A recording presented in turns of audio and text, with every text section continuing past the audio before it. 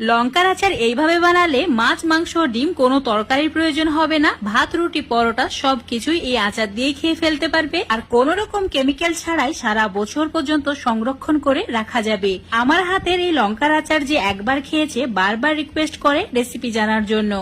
আজকের এই লঙ্কার আচার বানানোর জন্য লাগবে একদম বড় সাইজের সবুজ দেখে লঙ্কা। আর এই লঙ্কা দিয়ে আচার বানালে আচার হবে একদমই পারফেক্ট। আচার বানালে অবশ্যই এইরকম লম্বা দেখে লঙ্কাগুলো কিনবে। এবার এই লঙ্কা ভালো করে জল দিয়ে পরিষ্কার করে ধুয়ে নিতে হবে।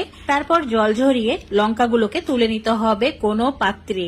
তো একদম ফুটো কোনো পাত্রের মধ্যে তুলে নেবে যাতে এক্সট্রা জলটা ঝরে যায়। তারপর কোনো সুতির কাপড়ে এভাবে লঙ্কাগুলোকে ছড়িয়ে দিতে হবে যাতে এটা শুকিয়ে যায়। তোমরা চাইলে এটা কিন্তু ফ্যানের বাতাসে এভাবে রেখে দিতে পারো, রোদে দেওয়ার কোনো প্রয়োজন নেই, ফ্যানের বাতাসে রাখলেই হবে। লঙ্কাগুলো ফ্যানের বাতাসে 1 ঘন্টা রাখার পর এখন এই লঙ্কার বোটাগুলোকে ছাড়িয়ে নিতে হবে। আর যদি কোনো পচা বা নষ্ট লঙ্কা থাকে সেগুলোকে ফেলে দিতে হবে। এবার এই লঙ্কাগুলো কেটে নিতে হবে। তোমরা চাইলে ছোট ছোট টুকরো করে কেটে নিতে পারো, কিন্তু এইভাবে কেটে নিলে লঙ্কার আচার খেতে বেশি সুস্বাদু হয়।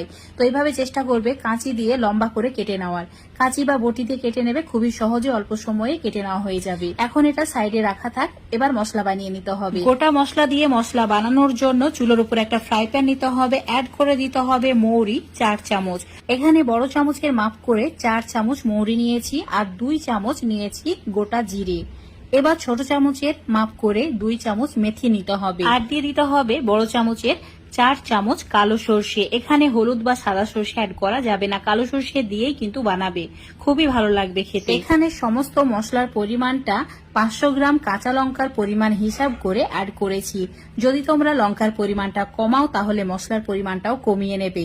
500 গ্রাম কাঁচা লঙ্কার জন্য এতটুকু গোটা মশলা একদমই পারফেক্ট। মশলা ভেজে নেওয়ার পর ঠান্ডা করে নিতে হবে। তারপর মিক্সচার জারের মধ্যে গুঁড়ো করে নিতে হবে।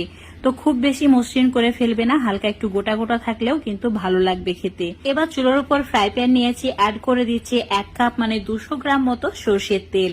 তেল খুব ভালোভাবে ধোয়া ওঠা পর্যন্ত গরম করে নিতে হবে।